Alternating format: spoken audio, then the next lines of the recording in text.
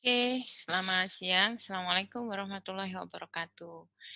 Teman-teman, hari ini di tatap muka kedua kita akan membahas tentang konsep-konsep, tepatnya konsep psikodiagnostik dan relevansinya atau keterkaitannya dengan konsep bakat dan minat.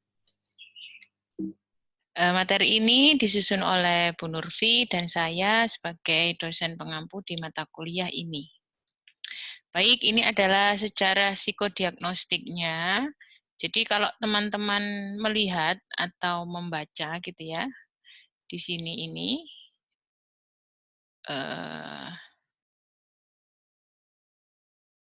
evaluasi pendidikan, pemilahan keberbakatan, ada baterai tes, ya, tes intelijensi, kemudian ada tes juga, ya ini tes scholastic aptitude. Ini juga untuk mengetahui kecenderungan minat vokasional. Ini untuk tes intelijensi, ini untuk kepribadian, dan ini intelijensi. Nah, kalau teman-teman lihat, berarti ketika kita membicarakan psikodiagnostik, kita membicarakan tentang sebuah kegiatan asesmen atau evaluasi. Nah, kata psikodiagnostik sendiri itu teman-teman, istilah resminya atau bukan resmi ya, secara eksplisit disebut sebagai psikodiagnostik itu muncul seiring dengan diterbitkannya hasil penelitian Herman Rorschach. Jadi Herman Rorschach ini yang menerbitkan ini ya alat ukur untuk kepribadian tes Rorschach. Nanti insya Allah teman-teman juga akan mempelajari walaupun tidak begitu mendalam. Oke. Nah, ini adalah definisi psikodiagnostik. Secara harafiah, psikologi, psikos ya, kalau psikologi kan ilmu yang mempelajari perilaku. Jadi teman-teman tahu bahwa psiko itu adalah perilaku. Sementara diagnostik itu kegiatan mencari tahu. Sehingga kita ketika membicarakan psikodiagnostik, itu berarti ilmu yang berkaitan dengan mencari tahu tentang masalah perilaku. Sementara Sumadi Surya Brata mengatakan bahwa psikodiagnostik itu sebuah studi ilmiah tentang berbagai metode di dalam membuat diagnosis psikologis. Ya, kalau medis ada diagnosis medis, dan kalau psikologis ya berarti diagnosis psikologis. Tentu teman-teman cukup familiar karena teman-teman juga sudah mempelajari hal yang serupa di mata kuliah psikologi klinis. Nah, tujuannya adalah ketika kita melakukan diagnosis psikologis, itu dapat diketahui bagaimana kita memperlakukan orang lain, gitu, dengan segala kebutuhannya. Nah, ini kedudukan psikodiagnostik. Jadi psikodiagnostik itu bagian dari psikologi ya, bukan ilmu yang berdiri sendiri. Bagian dari ilmu psikologi yang terikat dengan metode di dalam pelaksanaan asesmen, sehingga kita bisa tahu perbedaan individual dari satu orang dengan orang yang lain. Nah, penggunaannya untuk masing-masing bidang, jika di bidang klinis, itu digunakan untuk mengetahui indikasi adanya kelainan psikis atau kelainan psikologis. Sementara pada bidang pendidikan, fokusnya adalah pada evaluasi hasil belajar dan pengembangan minat serta bakat. Sementara di bidang psikologi perkembangan itu untuk mengetahui potensi hambatan perkembangan anak. Apakah juga ada hambatan emosi seiring dengan tahapan perkembangan manusia. Sementara di bidang industri dan organisasi ini bisa kita gunakan sebagai metode dalam proses-proses di dalam industri dan organisasi itu sendiri seperti rekrutmen, seleksi, promosi jabatan, maupun talent mapping.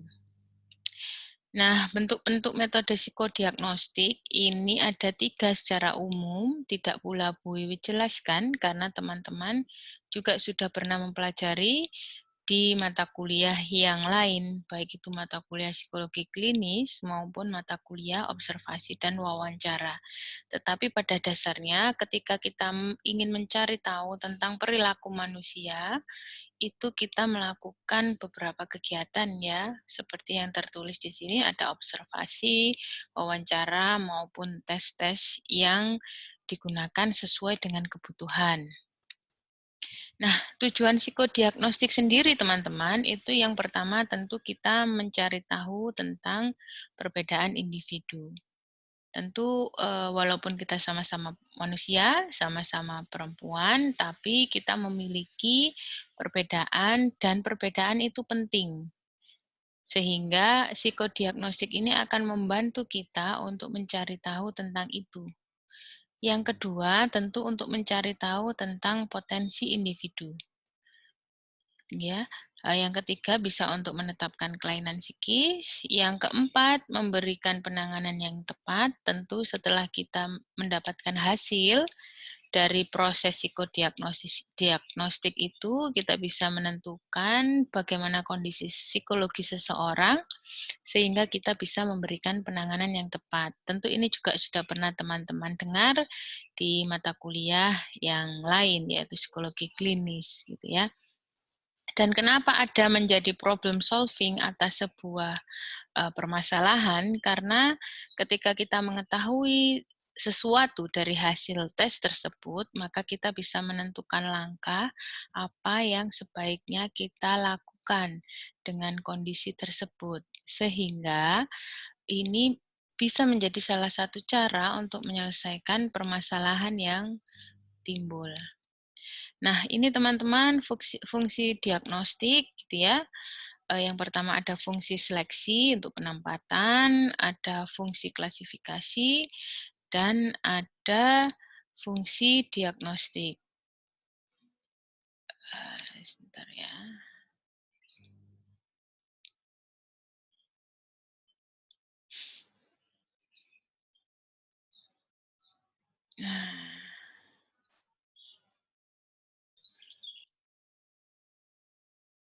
Oke, teman-teman, saya kembali lagi. Mohon maaf tadi ada jeda. Kita sudah ada di fungsi deskripsi ya. Yang keempat ada fungsi evaluasi dari hasil treatment, dan yang kelima untuk menguji hipotesis. Baik, kita lanjutkan. Nah, ini adalah konsep minat.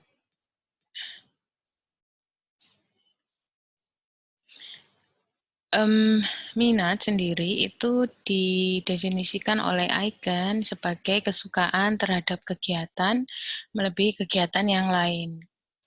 Artinya ada satu kegiatan itu yang dilakukan terus-menerus, yang itu melebihi kegiatan-kegiatan lain yang waktunya diluangkan melebihi kegiatan yang lain gitu. Nah, kalau Holland sendiri mendefinisikan minat sebagai suatu kegiatan atau hal-hal yang membangkitkan rasa ingin tahu, kemudian membuat seseorang itu memberi perhatian pada kegiatan tersebut, dan setelah melakukan kegiatan akan muncul rasa senang atau nikmat pada diri seseorang. Nah, jenis minat sendiri itu dibedakan menjadi 2 macam. Yang pertama minat vokasional atau minat yang terkait dengan pekerjaan, dan yang kedua adalah minat avokasional atau yang tidak terkait dengan pekerjaan tertentu. Sementara minat vokasional itu sebenarnya ada 3, tetapi untuk memudahkan ada 2 macam, yaitu minat profesional, yaitu di bidang keilmuan, dan minat komersial di bidang usaha. Ini konsep bakat, teman-teman. Jadi konsep ini muncul karena ketidakpuasan terhadap tes intelijensi yang menghasilkan skor tunggal, yaitu IQ. Jadi bisa saja 2 orang dengan IQ yang sama itu memiliki prestasi belajar yang berbeda. Mengapa begitu? Nah, inilah ada peran bakat di dalamnya. Walaupun memiliki tingkat intelijensi yang sama, ketika bakat seseorang itu berbeda, maka sangat mungkin pencapaian prestasi anak-anak itu atau seseorang juga akan berbeda. Nah, ini adalah definisi bakat, teman-teman. Jadi in English itu disampaikan sebagai aptitude or talent, gitu ya. Yang kedua oleh Nastiti didefinisikan sebagai kapasitas yang dimiliki seseorang untuk mengetahui dan menguasai suatu pengetahuan khusus. Nah, ini tentu dengan latihan. Kemampuan ini masih bisa berupa potensi. Ini ada jenis bakatnya, jenis bakat umum maupun khusus. Ya.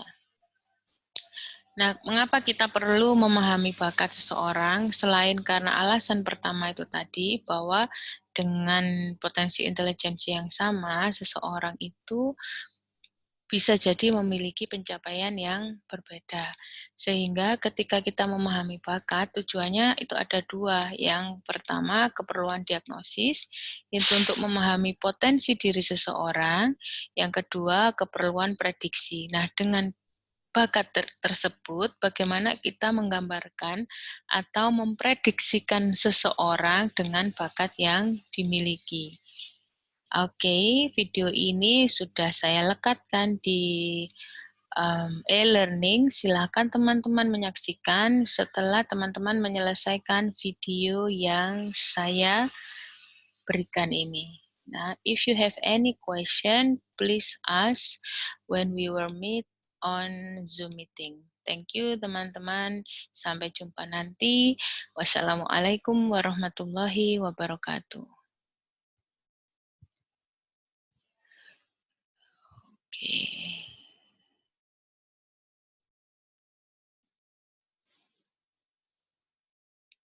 Oke, sebentar.